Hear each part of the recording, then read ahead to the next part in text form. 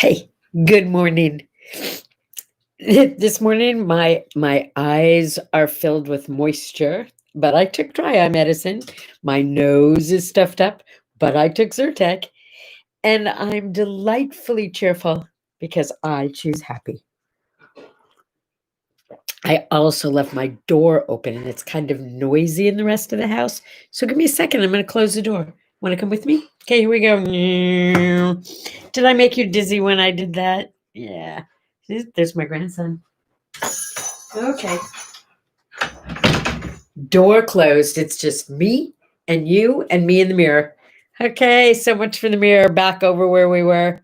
Back to here. How's that? Okay. There's a lot to see in the background, I know. And it's a busy day. We have a lot to talk about. Lots to talk about. Most important of all, after my sip of coffee, of course, is that today is the winter solstice. This is the shortest day in the Western Hemisphere. It's my friend William's birthday, and I was teasing him and telling him he has the shortest birthday of anyone I know. So in the Eastern Hemisphere, it's the longest day of the year. It's the summer solstice. For us, it's winter solstice, shortest day, but it's also going to be probably one of the most exciting days, astronomically speaking, in hundreds of years and for hundreds of years to come. Because tonight, after sundown, Jupiter and Saturn are going to be closer to each other, like 0.01 or something like that degrees away from each other than they have been in hundreds of years. And then they will be again for another 500 years. In fact, this will be one of the only times that you can look in a telescope and see both planets at the same time.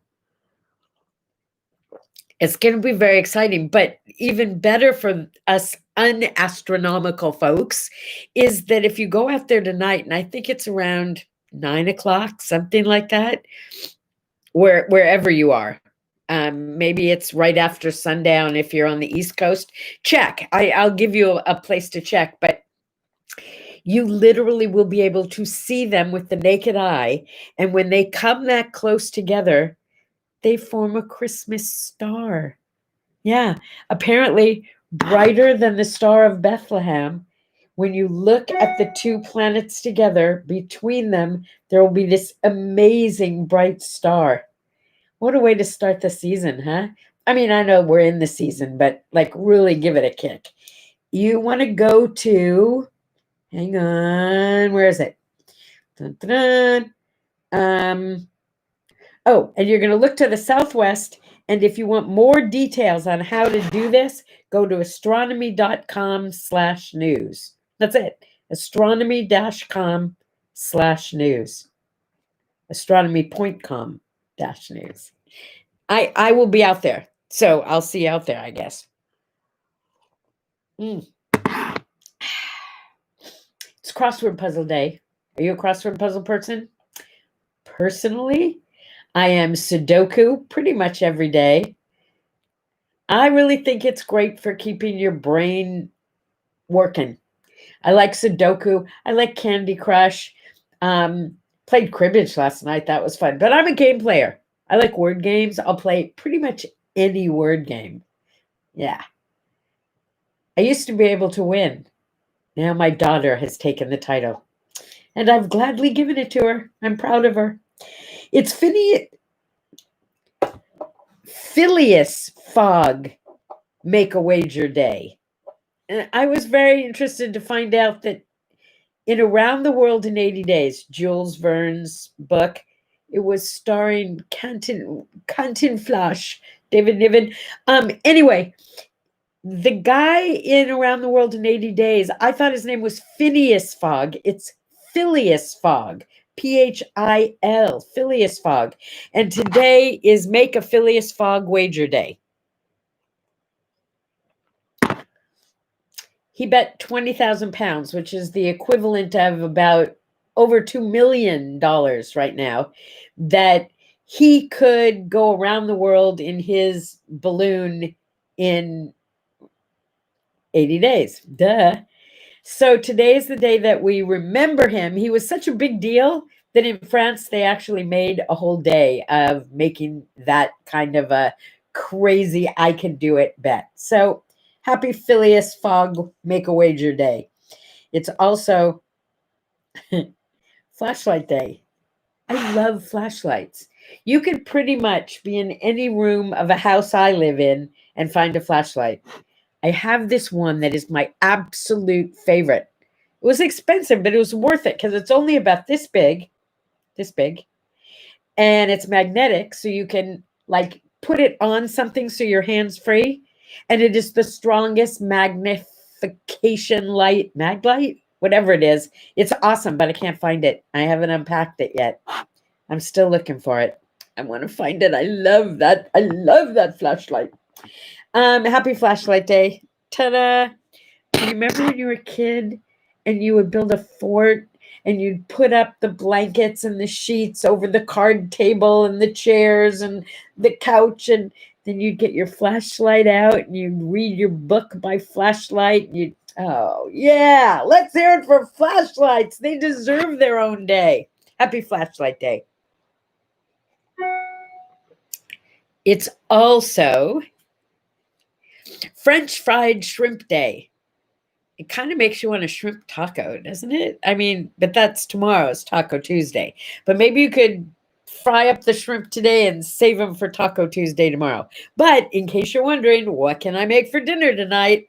It's French fried shrimp day. It's also humbug day. Now, when I first saw that, I thought, oh, that's not very nice. And then as I read more about it, I realized that it actually had a very positive purpose, humbug day. It's to express your dismay about the stress and the frustration that a holiday season brings. So you're not humbugging the holiday, you're humbugging the stress and the frustration that come along with it. In a normal year, you would be humbugging the traffic, the lack of parking spaces, the lines in the stores, the people pushing to buy things. This year, our frustrations are different. I get that. So humbug the frustrations and humbug the stress, but don't humbug the love. Don't humbug the giving. Don't humbug the holiday. You can be a humbug, but humbug the stuff worth humbugging. Let's get rid of that stuff. What else? I'm looking at my list because I wrote some things down not to forget. Oh, there were so many birthdays to remember today. So many. Oh, no, but wait, before I get to birthdays, speaking of humbug, I asked my significant other yesterday, what's your favorite Christmas movie? I'll watch it with you because, hey, I don't grow up watching a lot of Christmas movies, so maybe it's one I've never seen. He said, actually, his favorite Christmas movie as a child was The Christmas Carol. And I thought and thought and thought, and I realized I don't think I've ever watched it. So we watched The Christmas Carol. First, we watched the original. I think it was made in like 1200 BC. I mean, it was old. And then we watched a little of the colorized version. Then we watched the 1950s version, not all the way through. It's a little hard to watch the same thing. But then we watched the trailers. There must be at least 20 different versions of A Christmas Carol. And we watched like a little bit of the Muppets, a little bit of Disney, I mean, it was hilarious taking that same Charles Dickens story with that great message, only putting it into different times with different people and characters using pretty much the same lines, storyline, and same words, but at different times. And it was really fun. You ought to try that sometime. I don't know how many movies there are that many incantations of, but man, there are a lot of Christmas Carol stories. Happy birthday to Jane Fonda. She is 83 years old. And man, that chick looks great. Of course, she does spend a lot of time working out. And she does have a lot of money to spend on herself, so she keeps looking good. Happy birthday, Jane Fonda. So one of the movies where I first saw Jane Fonda was a movie called Clute. I don't know if you remember that movie, but she was in that movie with Donald Sutherland. Remember Donald Sutherland? Okay, so Donald Sutherland was not, in my estimation at least, the best looking guy in the world. In fact, I never thought of him as good looking at all. But it amazed me that as I watched the movie Clute, and he played this detective, the longer the movie went on, the more I got a little Hollywood crush on him. He got cuter and cuter and cuter until by the end of the movie, I thought he was hot. Seriously. Made me start thinking this morning when one thing leads to another. Have you ever noticed that when you give people a chance and you actually let them into your life and you become friends with them, they become more attractive? And the things that you might have first noticed about a real friend that you maybe had a fleeting judgment about don't even exist anymore. Yeah. So that was my reaction to Donald Sutherland in Clute. I totally recommend you watch the movie. It's not a class, maybe it is kind of classic, but it's not a real happy skippy movie. She plays a hooker, I think, and he's a detective, and it's like a murder mystery kind of thing. Anyway, 83 years old. Good on you. I was lucky enough 2 birthdays ago. My friend Leslie took me to go see Lily Tomlin and Jane Fonda on stage, and they were hilarious together. These two women who age without aging and are so absolutely hilarious and adorable. It's ridiculous. Paul Winchell, happy birthday. Do you remember Paul Winchell and Jerry Mahoney? He was a ventriloquist and he was really good, and Jerry Mahoney was, like a bad boy. Anyway, I mentioned him because he also, besides being like this amazing ventriloquist, invented some kind of thing for the heart. And that was when I first started realizing that very frequently people who are creative in lots of different areas. I have a friend who's a doctor, and a very excellent doctor, who also plays the piano better than anyone I know. Like that. Phil Donahue. Well, he's brought us a lot of things to watch and do, hasn't he? He's kept us busy. Happy birthday, Samuel L. Jackson. I have reasons for liking him. Not sharing right now. Chrissy Everett, thank you for tennis, being a tennis player.